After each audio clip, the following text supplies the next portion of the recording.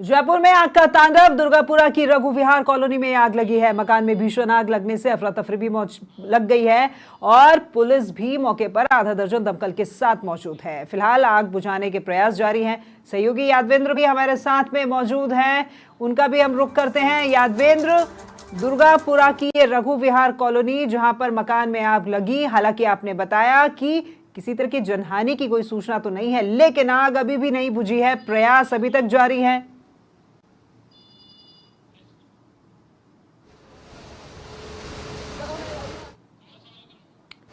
यादवेंद्र, आग बुझाने के प्रयास क्या अभी भी जारी है? हालांकि आपने बताया कि जनहानि की तो किसी भी तरह की कोई सूचना अभी सामने आई नहीं है।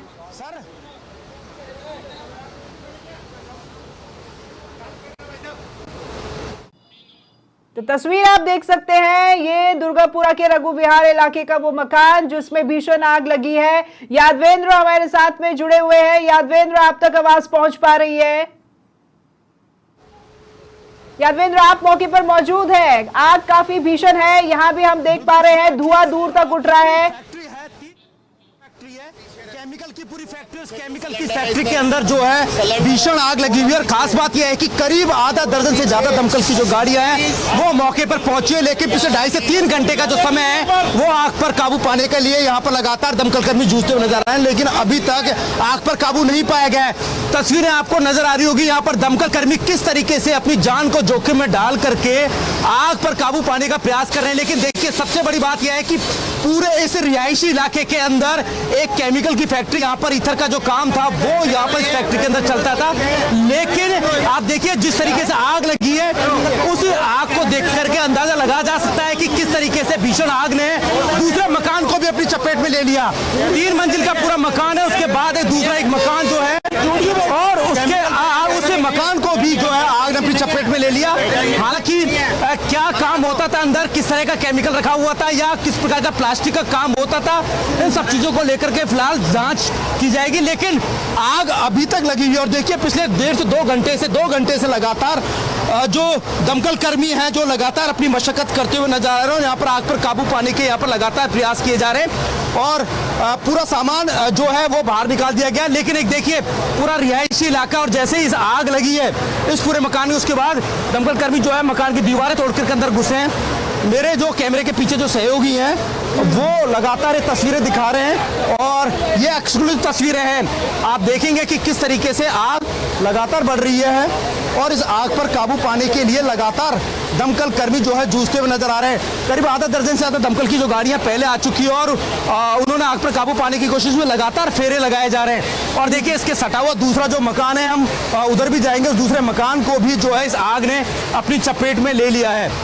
करीब 2 से 3 ये मकान जो हैं और उन मकानों को भी आग ने अपनी चपेट में ले लिया है और पूरी कॉलोनी के अंदर हड़का मचा हुआ है। देखिए, पूरी कॉलोनी के अंदर, हालांकि इस पूरे मकान में किस प्रकार का काम होता था, लेकिन जिस तरीके से मकान है, 4 मंजिला मकान है, उसमें ऐसा लग रहा है, माफ कीजिएगा, 3 मंजिला जो मकान है उसमें बताया जा रहा है कि यहाँ पर केमिकल का काम होता था, यहाँ पर चीना रखा होता था, जिसकी वजह से यहाँ पर होता है तो कार्रवाई तो इस पर भी होनी चाहिए। और इसी कारण से ये दुर्घटनाओं को न्योता देते हैं लोग इस तरह की लापरवाही के चलते। क्या सूचना मिली थी सबसे पहले? इस मकान में आग लगने की सूचना मिली थी कंट्रोल को, मुझे भी मैसेज मिला था। आग लगने की सूचना पे तुरंत डीओ, चेतक, ER जितनी गाड़ियाँ वो सारी पहुंच गई थी। फायर ब्रिगेड भी समय पे पहुंच गई। आग काफ़ी ज़्यादा है, 3 मंजिला मकान है जो पूरा भरा हुआ है। अंडरग्राउंड है, फर्स्ट फ्लोर है, ग्राउंड फ्लोर है, फर्स्ट फ्लोर है, सेकंड फ्लोर है। सारों पे ये जो प्लास्टिक टेप है, उस प्लास्टिक टेप बनाने का उस तरह का काम है। तो सारा जो सामान इस फैक्ट्री में है, इस मकान में है, वो सारा प्लास्टिक से रिलेटेड है, इसलिए आग बुझाने में थोड़ी प्रॉब्लम आ रही है। दूसरे मकान को भी सर अपनी चपेट में ले लिया, मैंने देखा दूसरा मकान भी सर उसकी चपेट में आ गया। दूसरा पड़ोसी मकान में तो चूँकि प्लास्टिक का सामान नहीं है, इसलिए पड़ोसी के मकान में तो आग की संभावना नहीं है, लेकिन ये है कि उसका पड़ोसी के मकान में धुआं ज़रूर जा रहा है। सर अभी देखा मैंने कुछ आग के लपटे वहाँ पर भी है सर। हाँ, पड़ोसी मकान जो है उसमें धुआं तो जा रहा है, लेकिन आग है वो तो इसी मकान में लगी है। क्या लग रहा है सर, इस रिहायशी इलाके के अंदर इस तरह की फैक्ट्री, क्योंकि प्लास्टिक का काम होता था तो निश्चित तौर पे थिनर वगैरह का भी यूज में लिया जाता था, कुछ केमिकल भी यूज में लिया जाता होगा, निश्चित तौर पे कुछ कैन भी मिले हैं, मैंने देखा सर। निश्चित रूप से प्लास्टिक की टेप बनाने में केमिकल का यूज होता है और केमिकल ज्वलनशील है, प्लास्टिक की टेप भी ज्वलनशील है।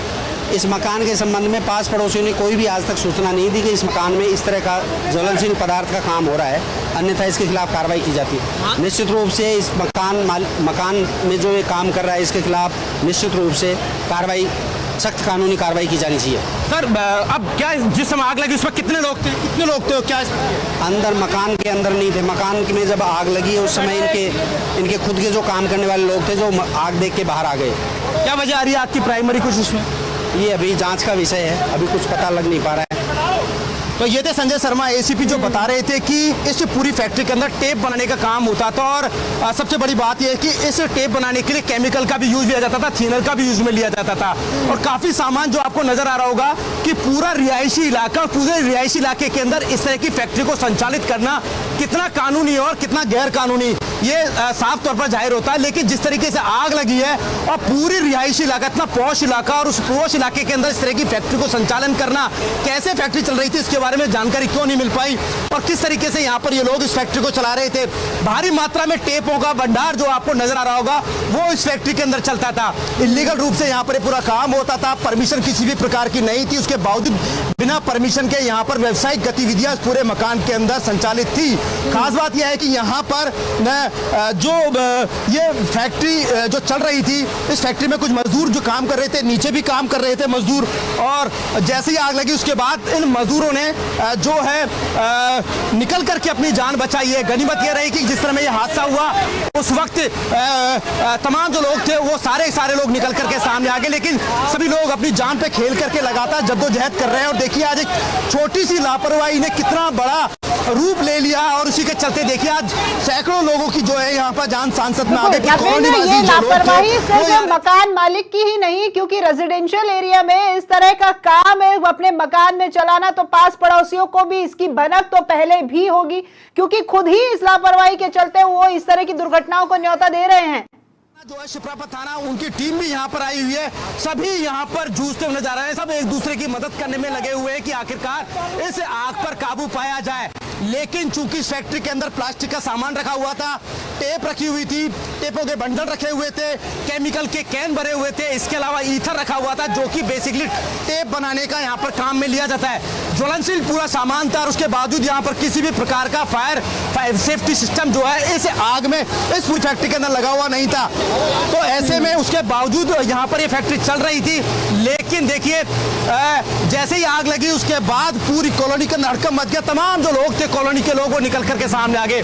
और देखिए नीचे भी पूरा बेसमेंट है, नीचे बेसमेंट में भी काम होता था, उसके बाद फर्स्ट फ्लोर पे, उसके बाद ग्राउंड फ्लोर पे ये इस पूरी फैक्ट्री के अंदर काम होता था। और देखिए जब आग लगी उसके बाद इस आग ने पूरे मकान को अपनी चपेट में ले लिया। उसके बाद लगातार इस मकान का जो धुआं है, जो इस आग लग रही है वो दूसरे मकानों में भी जा रहा है। उसके चलते यहाँ पर लोगों को खासी परेशानी हो रही है। पुलिस ने एहतियात के तौर पर आसपास के मकान में जो रहने वाले जो लोग हैं उनको भी बाहर निकाल दिया और सभी पूरी कॉलोनी के जो लोग हैं वो सहमे हुए हैं। लेकिन देखिए सबसे बड़ा सवाल आखिरकार इस पूरी मकान के अंदर ये फैक्ट्री कैसे संचालित हो रही थी, ये अपने आप में एक बड़ा सवाल है। क्यों इस पूरे मकान पर मालिक के ऊपर कार्रवाई नहीं हुई, क्यों अभी तक किसी ने पूरे कॉलोनी वासियों ने भी क्यों उसकी शिकायत नहीं की, यह भी अपने आप में बड़ा सवाल है। क्या कोई रसूख से जुड़ा हुआ ये शख्स था जिसकी वजह से यहाँ पर शिकायत नहीं की गई।